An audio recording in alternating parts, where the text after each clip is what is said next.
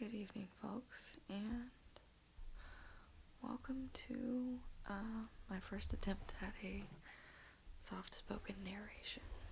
We'll see if you guys like it, and if you do,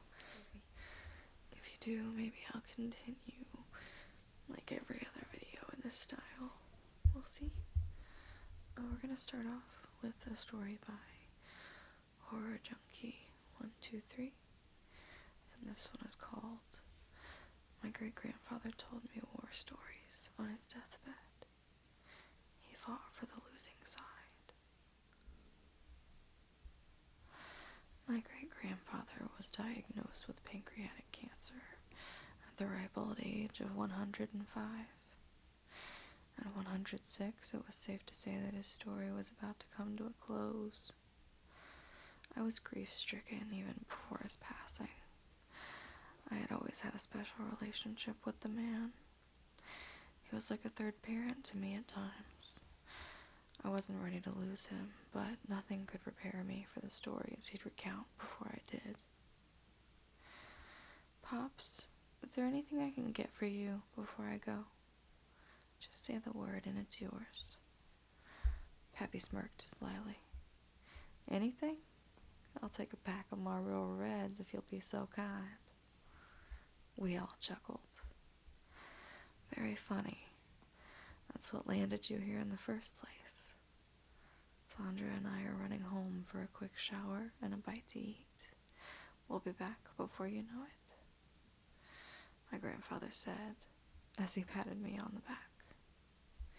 Pappy shot them a thumbs up and they shuffled out the door. I scooted closer to the hospital bed.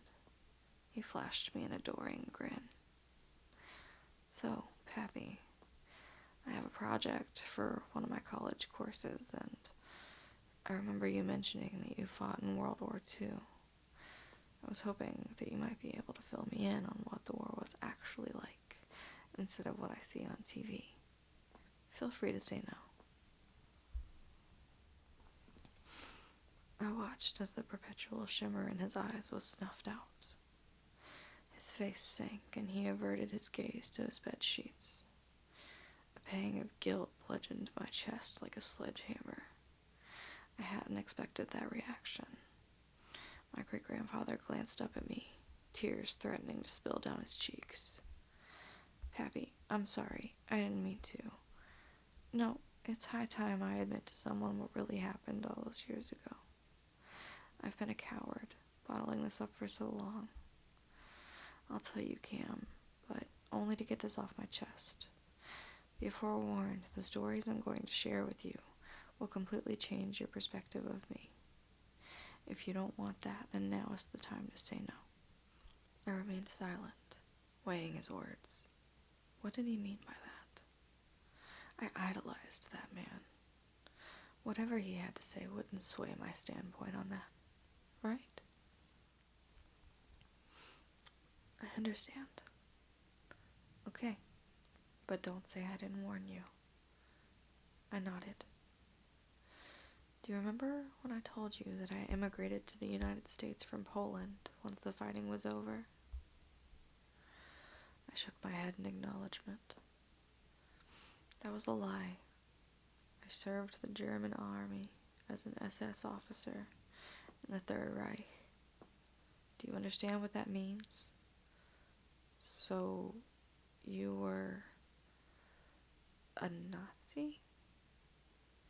Yes. I have many regrets in my life, but this is the greatest. My jaw fell to the floor. His thoughts must have been jumbled. Surely he wasn't thinking straight. My head spun as I struggled to comprehend his words. But you can't be. You're one of the most genuine, caring people I've ever met. Lift up the blanket over my left foot. Tell me what you see. I reluctantly obeyed his command, peeking under the covers. A faded symbol was tattooed on the top of his foot. A swastika. That's right, a swastika. The infamous emblem of Hitler's tyranny. Do you believe me now? Yes, I squeaked, timidly returning to my seat. He erupted into a coughing fit, his chest rattling violently before he laboriously regained his composure.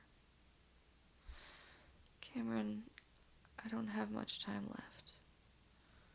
Are you sure you want me to continue? I mulled it over briefly. My curiosity won out. I had to know. Yes, I'm sure. Pappy sighed. All right. When I was 21, I joined the German militia. I graduated from college a couple years into the war. Due to that and my unrelenting ambition, I quickly rose through the ranks. Towards the end of the war, I was stationed at Auschwitz. You have heard of Auschwitz, yes? I gulped, a dry lump trundling down my throat. I have. Then you know of the atrocities committed there. I am no innocent man, Cameron. I wish I could tell you that I tried to put a stop to it, or at least that I did not participate. But alas, I cannot. A single tear trickled down his cheek. Pappy, you don't have to go on. I know this is hard to... No. After all these years, all these horrible silent years, I need to confess. I want a clear conscience before I pass to the other side. I solemnly nodded. Once I arrived at the camp, I was assigned to the gas chambers. When those that the government deemed impure were shipped in, I was in charge of sending them to their fate. I would order them to strip down to nothing and force them into those cramped death traps. We told them they were going to take a shower, that they'd be just fine once they were rinsed off. Lies, all of it. I am personally responsible for the deaths of thousands of men, women, and children. So many children. He broke down and wept, fat, sloppy tears staining his light blue hospital gown. I waited patiently for him to resume. They didn't deserve to die, just as I don't deserve to live. Worse were those who survived the death chambers, the ones considered eligible to work. We shaved their heads, beat them, tortured them. We broke their spirits. And for what? Because of their religious beliefs? Who are we to play God? But at that moment, we were brainwashed. Sheep led to believe that what we were doing was right. Our actions were justified in the eyes of Germany, so it couldn't be wrong. At least that's how we viewed it. He was rocked by another intense coughing fit. I was glad for it. I needed a break. I began to dread every word that slipped from his mouth. He locked eyes with me, years of shameful remorse surfacing behind his pupils. Things I did are unforgivable. I brutally maimed guiltless men for the pleasure of it. If a man spoke out of line, I would cut out his tongue. If he shot me a dirty glance, I would gouge his eyes out. God forbid if he tried to fight. If he clawed at me, I would tear his fingernails off one by one and shove them down his throat. If he bit me, I would pluck out each of his teeth and force him to swallow every last one. And if he punched me, I would break his fingers before amputating his entire arm. I remember one resilient old man who wouldn't give up. He hit me until I took his arms. Then he kicked me until I took his legs. He bit me and scowled at me and shouted obscenities. Once there was nothing left to take, he spat on me. So what did I do? I threw him to the dogs. I watched as those vile beasts ripped him to shreds, stripping every last morsel of flesh from his body. And do you know what the worst part was? I hesitantly shook my head. I enjoyed it. I took pleasure in the suffering of others. I relished showing up to work every day. armed with the knowledge that I was going to inflict agonizing, irreparable disfigurement upon some poor, undeserving man. All the pain, the torment, the anguish, I reveled in it. For that, I will pay with my soul. I can't change the past. I've worked every day attempting in vain to clean my slate, but it's marked in blood. No matter how much I scrub, it'll never wash away. I'm sorry for laying all this on you. You shouldn't have to bear this burden.